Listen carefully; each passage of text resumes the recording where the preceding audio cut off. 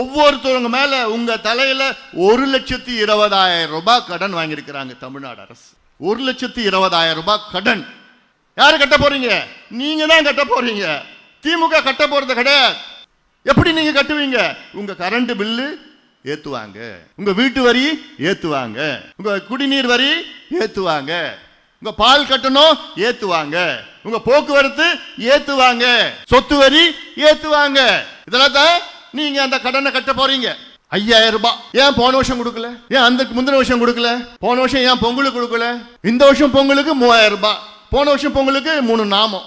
ஏன் போன வருஷம் தேர்தல் இல்ல, இந்த வருஷம் தேர்தல். நான் கேட்கிறேன், 5,000 ரூபாய் கொடுக்கிற கடனை வாங்கி இந்த 5,000 ரூபாய் 5,000 கோடி இந்த மாணவர் கடனை ஏன் கடனை வாங்கி நீ அடைக்கல?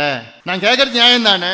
நீ சொன்னதானே 5 ஆண்டுகளுக்கு முன்பு தேர்தல் அறிக்கையில நாங்கள் ஆட்சிக்கு வந்து மாணவர் கடனை நாங்கள் தள்ளுபடி செய்வோம், ரத்து செய்வோம் சொன்னீங்களா இல்லையா? அது ஏன் 5 ஆண்டு காலமா நீங்க செய்யல?